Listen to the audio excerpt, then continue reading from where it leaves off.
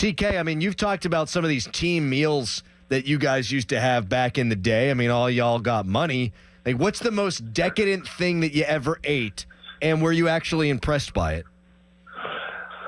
So when I was in San Jose, there was an unbelievable restaurant. It was called Alexander's. It was a steakhouse, and Joe Thornton rallied the boys. He's like, before playoffs, we're going to go. It's going to be a team meal. And as soon as you hear team meal, it means the team is paying for it, and that's like nothing better than a free steak, right?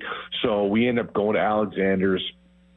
I think only like 15 to 18 guys showed up, but Joe Thornton ordered a $300 New York strip or something. And, once that first guy sets the tone of what kind of deal this is going to be, and then everyone, it was like, okay, the green light. So, everyone's getting $300 steaks. And that was the first time I ever had like a $300 steak. I think maybe that might be the only time I had a $300 steak, but, everyone, it was just like an unbelievable meal. The steak was so good. Sometimes when you get steak, you need to add the mac and cheese or the potatoes. You could have had that steak just plain, and it was unbelievably delicious. And then, so meal's unbelievable, dessert, everything.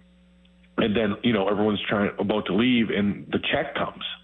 And we're like, oh, perfect. The Sharks are going to pick this up. Well, Jumbo pipes up. He goes, all right, boys, everyone's credit card. I'm like, what?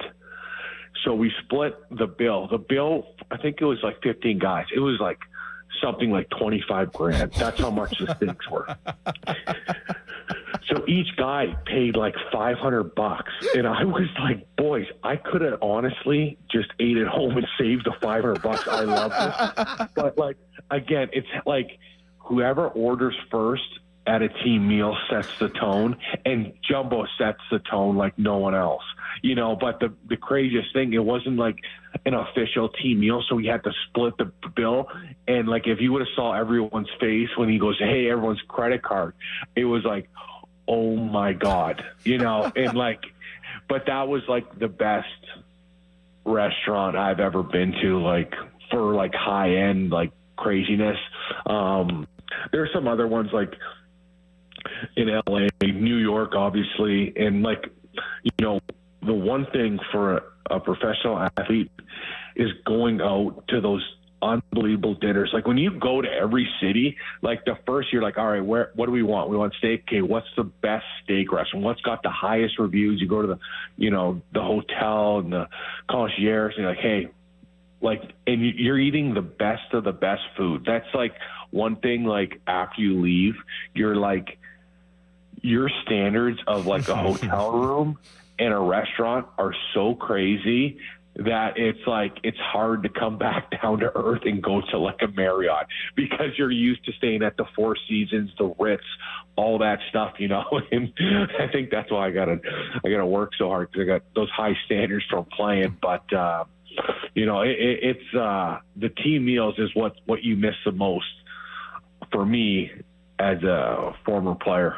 TK, did you have any rookie hazing? In the NFL, there was rookie hazing back in the day, and you bringing up that story with the $20,000 meal, that was our rookie hazing. It was $30,000 between us 7 draft picks we had to pay for it with our signing bonus money. But the guys, the veterans, were buying the silverware. They're buying the glasses of the wine that they were drinking out of. They were buying the towels, everything in the restaurant. Did you guys have that as well in the NHL? Yeah, so it all depends how much the veterans liked you. So at the team meals, every rookie had to stand up and kind of chirp guys or make fun of guys or just talk, And if you went after any of those veterans, that bill just got shot up by 30% because of they're oh, you want to play like that? All right, give me 4 balls of Dom Perignon. I'll just have half a glass and we'll just throw the rest away if you want to fool around like that, But, a lot of the hazing, especially at the start, was just making you feel comfortable. You wanted the boys to haze you to fit in. You know, like I don't know how many times Marc-Andre Fleury like literally screwed my shoes to the locker so I couldn't pull them off. Like all stuff like that, you know, like everything and like just like simple stuff. But the one thing that always saved me, and I always say this, is like, so this is when like Tanger was coming up and he didn't know much French, you know, and I would say something stupid. Like I think one time I said, well, they're like, what kind of game do you play? And I'm like, well, I'm kind of like a little bit of a speedster, you know, like kind of skating faster out there, kind of bang some by, score some goals, you know. The next day I come in and like everyone's calling me speedster. Oh, so you're a speedster in the NHL now, big dog. And I was like, guys, what are you talking about?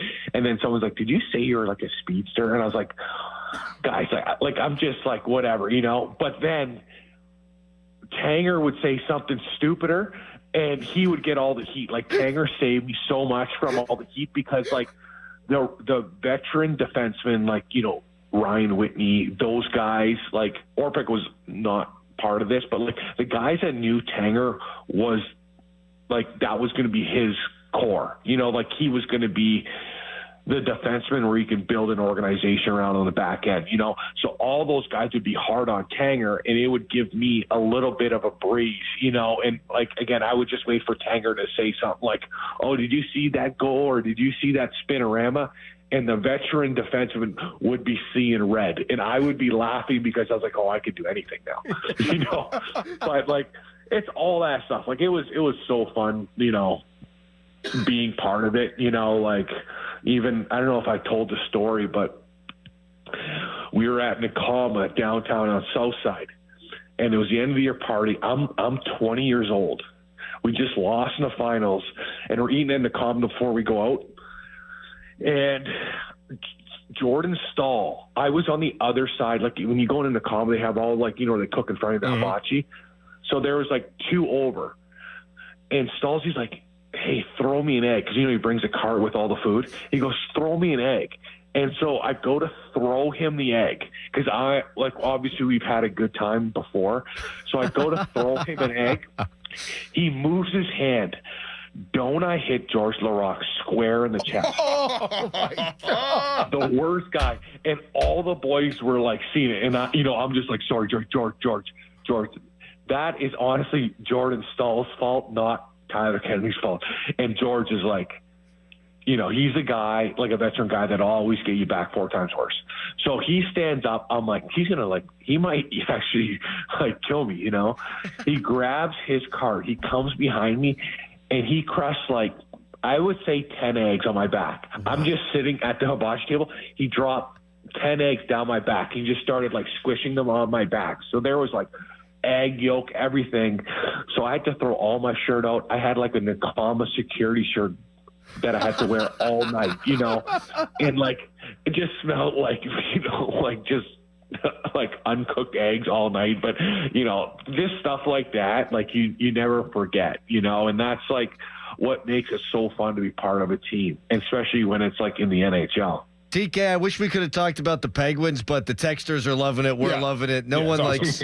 Awesome. We enjoy story time with TK. Awesome. We're gonna have to get you in here for longer at some point here soon, buddy. We appreciate the time. Awesome, boys. Have a great day. Thanks, You TK. too. He is. That was fantastic. He's the best. Who cares? Awesome. Who cares? Oh, the Penguins keep winning. Yeah, they're not making the playoffs.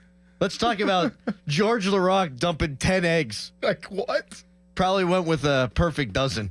Oh my goodness. Texter, truly enjoying you guys even more lately. Congrats on how ever long you guys have been even together. Show is sounding better than ever. The planning and preparing and scheduling, you can hear it on the air.